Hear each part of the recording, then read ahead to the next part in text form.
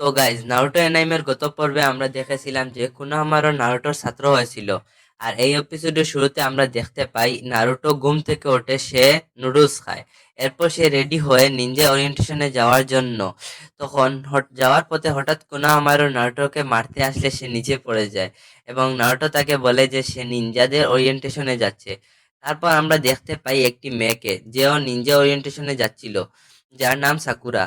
তারপর সাকুরা যাওয়ার সময় পথে আরেকটি মেয়ের সাথে দেখা যায় যার নাম ইনো।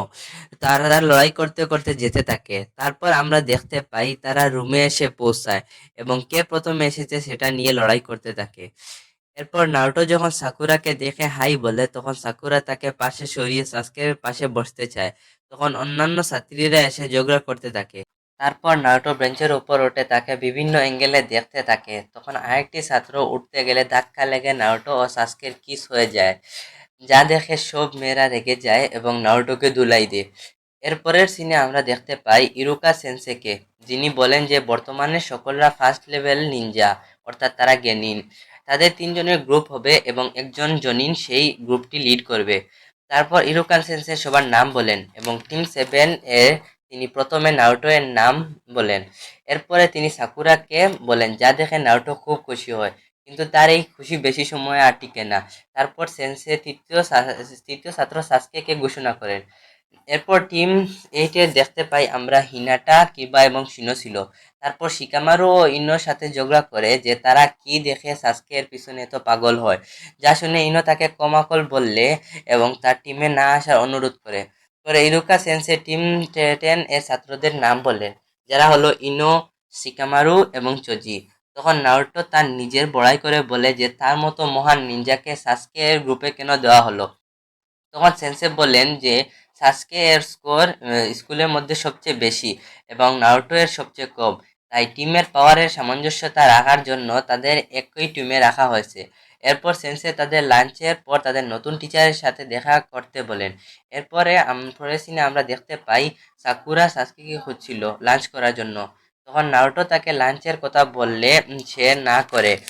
এরপর নারুটো সাকুরার সাথে একসাথে থাকার জন্য সাসকেকে বিদায় করার রাস্তা খুঁজতে থাকে। তখন সে সাসকেকে জানালার পাশে খাবার খাইতে দেখে বুদ্ধি বের করে। সে চুপি চুপি গিয়ে তার উপর আক্রমণ করে, কিন্তু সেখানে দেখা যায় নারুটো বাধা এবং সাসকে জানালা দিয়ে বেরিয়ে সাকুরার কাছে চলে আসে, যেখানে সাকুরা একা লাঞ্চ করছিল। তখন সাকুরা সাসকেকে কিস করতে যায়, কিন্তু তখন আমরা জানতে পারি সাসকে এর রূপে নারুটো ছিল।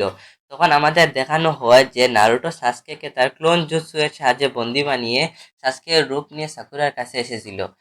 এরপর তারা হঠাৎ বাথরুমে যেতে হয় এবং আমরা দেখতে পাই আসল সাসকে বাঁধন খুলে এখানে চলে এসেছে এবং সাকুরা তাকে উল্টোপাল্টা কথা বলতে থাকে। এরপর সাসকে তাকে নারুটো এর কথা জিজ্ঞেস করে, কিন্তু সাকুরা নারুটোর মা বাবা নেই বলে তাকে পাগল বলছিল, যা শুনে সাসকে বলে যে তুমি কি জানবে একা থাকাটা কতটা কষ্টের, এবং তাকে ধমক দিয়ে চলে যায়। এরপরে আমরা দেখতে পাই নারুটো বাথরুম থেকে বের হয়ে যাওয়ার সময় সাসকে এর সাথে দেখা হয় এবং তাকে বলে সে কিভাবে বাঁধন করলো। তখন সাসকে বলে সে স্কেপ জুৎসু করে ছুটেছে। তারপর নারুটো সাসকেকে হারানোর জন্য শ্যাডো ক্লোন জুৎসু করে, যা দেখে সাসকে ভয় পেয়ে যায়। কিন্তু হঠাৎ করে নারুটো এর আবার পেট খারাপ করে, যার ফলে তার শ্যাডো ক্লোন ও সে মারামারি করতে থাকে, কে আগে টয়লেটে যাবে। তারপর আমরা সাকুরাকে দেখতে পাই যে বলছিল যে সে আর নারুটো এর সাথে খারাপ ব্যবহার করবে না।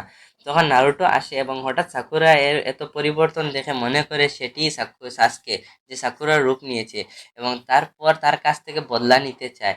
সে তখন শ্যাডো ক্লোন জুৎসু করতে চাইলে তার আবার পেট খারাপ করে। তারপর আমরা জানতে পারি যে সে এক্সপায়ার দুধ খাওয়ার ফলে তার এমন পেট খারাপ হচ্ছিল বারবার। এখানে এই এপিসোড শেষ হয়। তো গাইজ, ভিডিওটি ভালো লাগলে লাইক করে দিও এবং চ্যানেলটি সাবস্ক্রাইব করে দিও এপিসোড 4 দেখার জন্য।